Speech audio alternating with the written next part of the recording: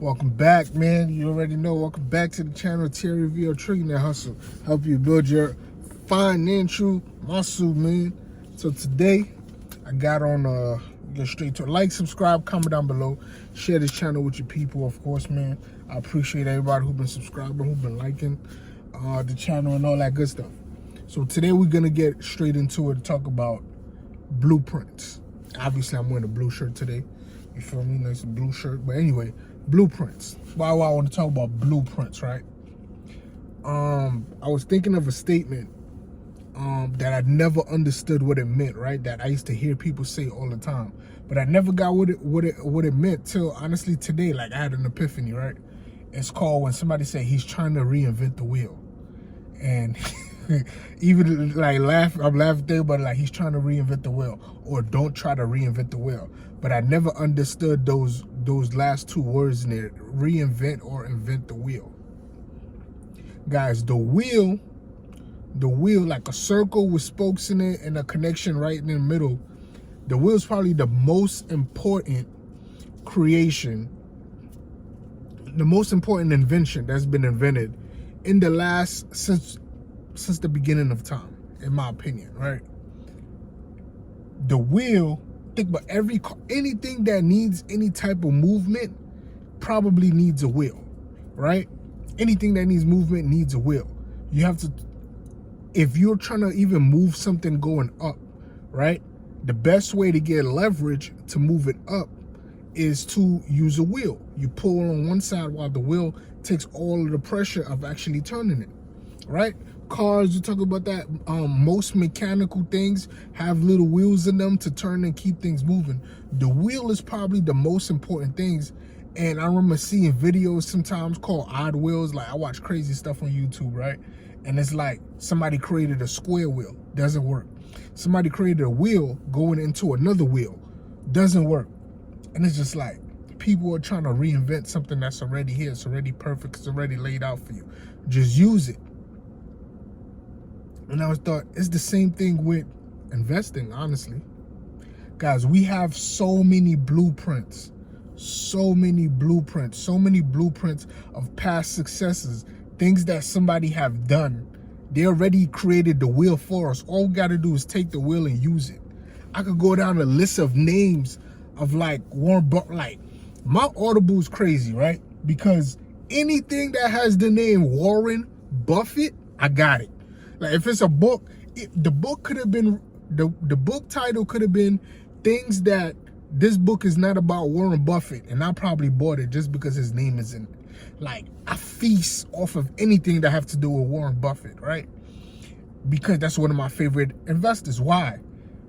Not for this fact, but thinking about it now, what just happened before the pandemic, what made me even fall in love with the work that Warren Buffett has done is this man before the pandemic started had 93, so roughly 100 billion, not million, $93 billion in cash, right? That's not in value, that's not in worth, that's about money he can go to buy something right now. He had that available on stash, getting ready for this pandemic. 93 billion. Think of what you could buy with 1 million.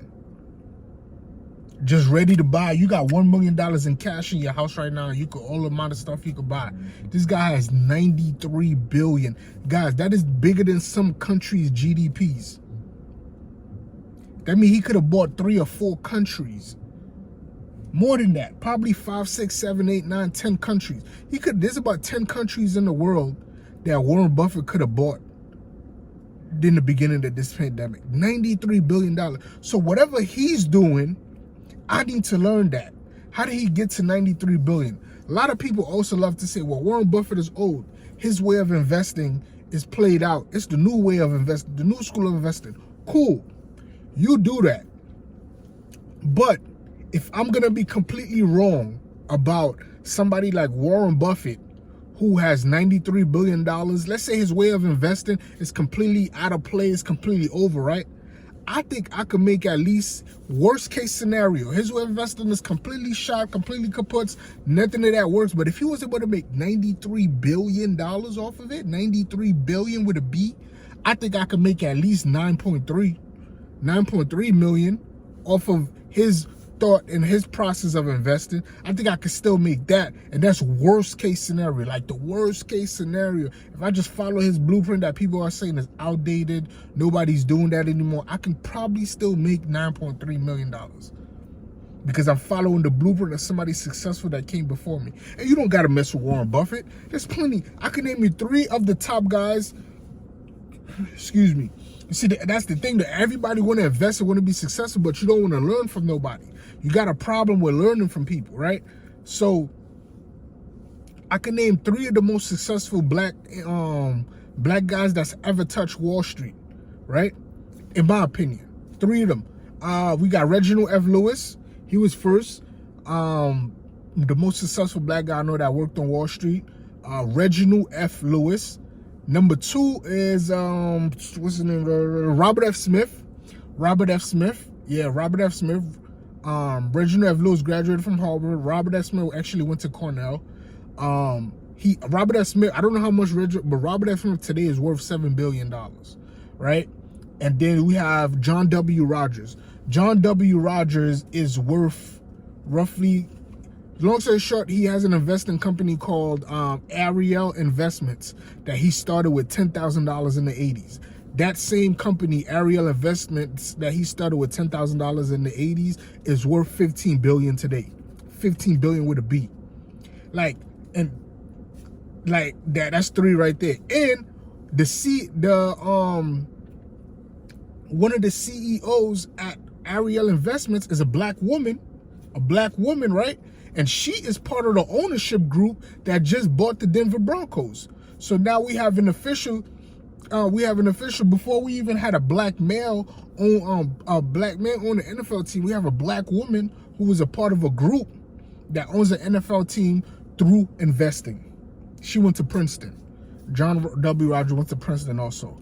And it's like, we have all of these people in front of us, man, that is like, I forgot her name right now. I just apologize. Her name is not coming up to me.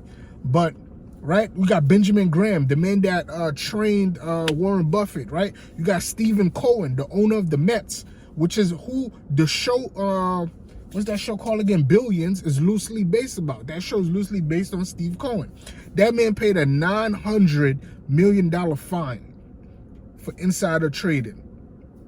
Listen, I don't care whether you right or wrong, but if you're able to pay basically a speeding ticket, a $900 million speeding ticket, and keep it moving, and still buy the New York Mets franchise, you're doing something right. Right? You're doing something right. And all of these people are older, even if their ways of investing and whatever they talk about, how they go about life, is like, even if that's completely old and played out, I think I can still make at least 10, 15, 20, 30, 40 million because they made billions off of it, right? So if I still take that model, I can still make a couple millions, right? By just following more successful blueprints that came before me, man. One of the most important things, well, not important, one of the things I like to do, man, my favorite genre of books is honestly autobiographies. I love autobiographies. I'll read an autobiography about anybody who's successful, right?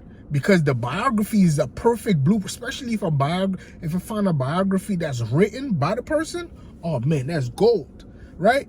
Because a biography, the person tell you his beginnings most of the time. If he tell you his whole life story in the biography, he's telling you his beginning, where he come from, the trials and tribulations he had to overcome, how did he grow, what did he get educated in, and how did he start making money, and how did he keep making money. And now that his years are coming to an end, where he's writing this book, what are some things that he reflects on? What are some things that he wish he did different? Or what are some things that he's happy that he did?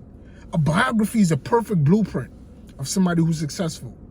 I love reading biographies. One of my favorite books, especially if it's about a Warren Buffett, a Steve Cohen, Reginald F. Lewis, John W. Rogers, like, you know what I mean? Anything like that, man, I'm game for it. I'm reading it. I want it. And it's like, we have a problem sometimes with just learning from other people. Like, guys, you have to learn. Like, yes, in the beginning, I feel like you have to learn for a little bit, and then you want to practice what you learn, and then you go off on your own. Everybody wants to just go off on their own and do their own thing, try to reinvent the wheel. Like, dude, you're not going to create something better than the wheel. The wheel is probably the most important creation, the most important invention we've ever seen. The wheel. Simple but powerful. People have already laid out blueprints for us. The wheel is the blueprint. People who've come before us are already the blueprint. We do not have to stress us to try to figure out how we're going to do it.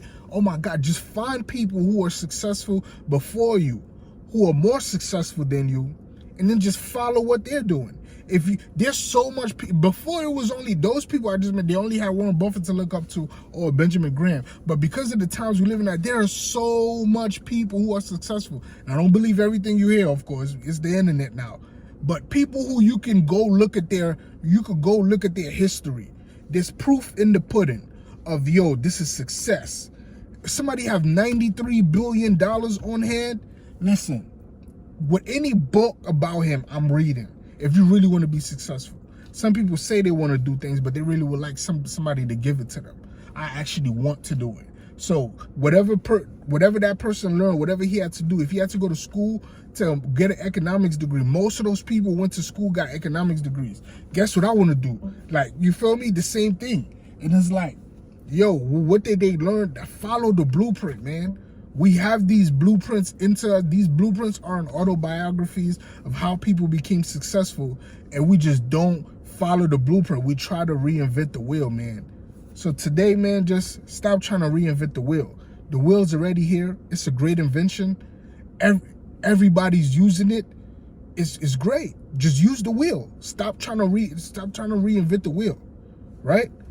Like, there's already been successful investors before us. Stop trying to create the new way of investing. Just follow what they've done. You will be successful too. Even if you don't become all the way successful as how he is, but on your path to following him, you could pick out some holes in some chinks in his armor, and you know what I mean, and add your spin to it. But for the most part, man, stop trying to reinvent the wheel. The blueprints are already here. All we got to do is take them and apply them and use them, and you too will be successful. You might even become more successful than the person who gave you the blueprint. But you could still become less successful. But either way, you will be on the path to success. You will be successful. I'm talking too much. My mouth is getting real. You know, like, subscribe, comment down below. Share this channel with your people, man. I appreciate everybody who's been subscribing, who's been liking, who's been watching the video, man. I love all of y'all. I just really, truly want everybody to be successful, and I truly believe we can accomplish that. Trillionaire Hustle, Terry Vio, helping you build your financial muscle. Catch me in the next one. I'm gone.